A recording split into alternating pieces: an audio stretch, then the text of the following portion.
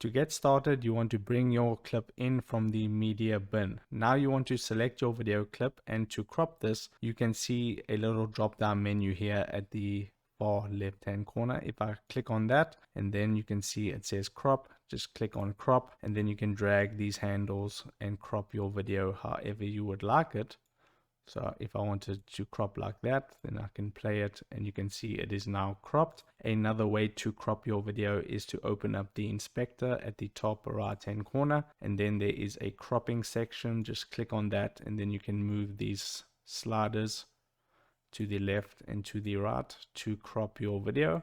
Alternatively, you can input the values in here manually if you would like to crop that way. Okay, so that's pretty much it. If this video helped you out, don't forget to drop a like on the video and subscribe for more video editing tutorials.